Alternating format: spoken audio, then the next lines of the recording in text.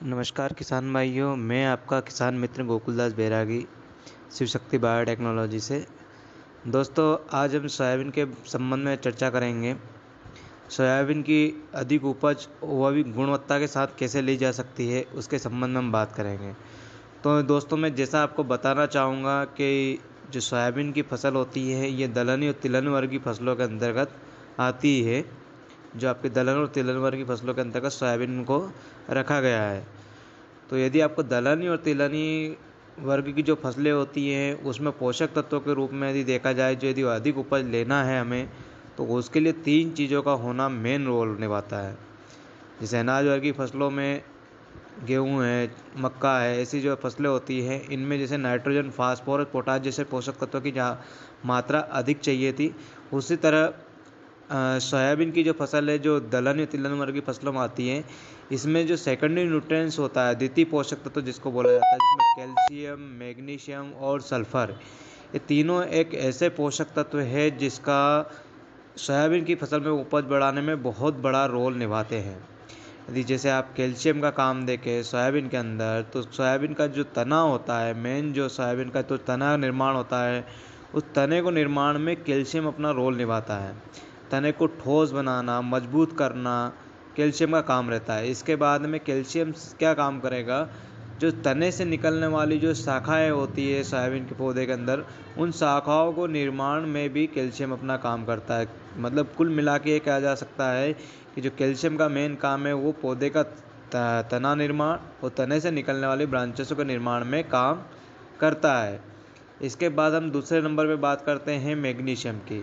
तो आपको generally sir पता होगा सभी किसान भाइयों कि जब हम पौधे में हरापन जो देखते हैं, जो पौधे में हरापन आता है, वो टोटली आपका मैग्नीशियम के बल पे आता है। क्योंकि मैग्नीशियम का होना बहुत ज़रूरी होता है पौधे को। वो प्रकाश संश्लेषण क्रिया करेगा, पौधा भोजन बनाएगा प्रकाश संश्लेषण क्रिया के माध्यम से, तो वहाँ पर मैग्नीशियम का होना उसके लिए ज़रूरी इम्पोर्टेंस है। यदि मैग्नीशियम प्रॉपर पौधे को नहीं मिलेगा या मैग्नीशियम की कमी आती है, तो पौधे में हरापन नहीं रहेगा, उसका हरापन धीरे धीरे करके ख़त्म हो जाएगा। तो होता क्या है, जब सोयाबीन प्राइमरी स्टेज पे जब रहती है, जब छोटी होती है, छोटी अवस्था मतलब प्रारंभिक अवस्था में होती है, उस समय सोयाबीन में इतना दिक्कत नहीं आता है, क्योंकि उसको नॉर्मली मैग्नीशियम कम मात्रा में लगता है, तो आसानी से पूर्ति हो जाती है। जैसे वो फ्लावरिंग स्टेज पे, फूल की अवस्था पे या फल की अवस्था पे होता है, उस समय उसको भोजन की आवश्यकता ज़्यादा लगती है। तो उस समय यदि मैग्नीशियम की कमी आपकी फसल में जाती है, तो होता क्या है, उसकी वजह से यदि मैग्नीशियम की कमी है, तो जो फूल आए हैं या वो फूल ड्रॉप हो जाएंगे, या फिर जितनी उसकी क्षमता के अनुरूप फूल लेना चाहिए वो फूल ही नहीं ले पाएगा।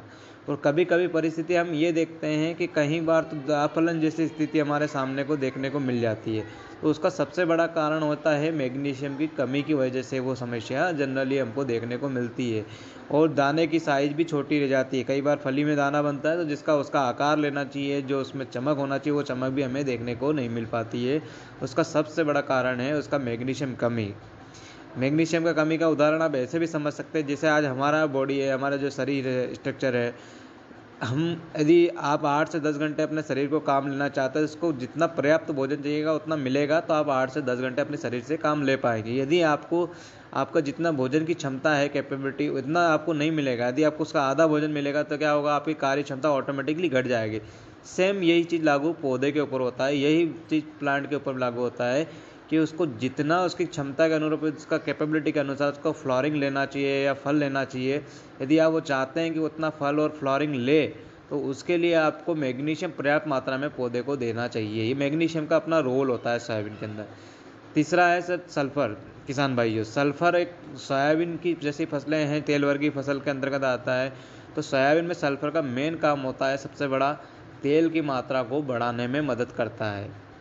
जो सोयाबीन में तेल की मात्रा बढ़ेगा, इसके बाद शाइनिंग और चमक पे काम करता है, दाने को मोटा बनाने में काम करता है। इसके बाद तो उसका आपकी जो जड़ें होती हैं पौधे की, उसको फंगस जैसे डिसीज से बचाने में मदद करता है, जड़ गलन जैसी समस्या से बचाने में मदद करता है। ये सारे काम करते हैं। इसके अलावा पौधे की रोग प्रतिरोधक क्षमता को बढ़ाने में भी काम रहता है सल्फर का। तो किसान भाइयों, आप अपनी सोयाबीन की फसल में अभी तक यदि आप कैल्शियम, मैग्नीशियम, सल्फर जैसे पोषक तत्व तो नहीं दे रहे थे, तो आप ज़रूर देना स्टार्ट करिए। क्योंकि आप सोयाबीन की फसल के उत्पादन लेने के लिए तीनों पोषक तत्वों का होना बहुत बहुत ज़रूरी है दोस्तों। आप चाहे ये पोषक तत्व मार्केट में भी उपलब्ध है या हमसे भी आप संपर्क करके जानकारी ले सकते हैं या बुलवा सकते हैं अधिक जानकारी के लिए। तो जैसा कि मेरा नंबर डिस्क्रिप्शन में दिया ही होता है, तो न वहाँ से भी आप नंबर ले सकते हैं। मैं आपको रिपीट भी कर रहा हूँ, नंबर स्क्रीन पे भी दिखाया जा रहा है, वहाँ से आप नंबर करके कॉल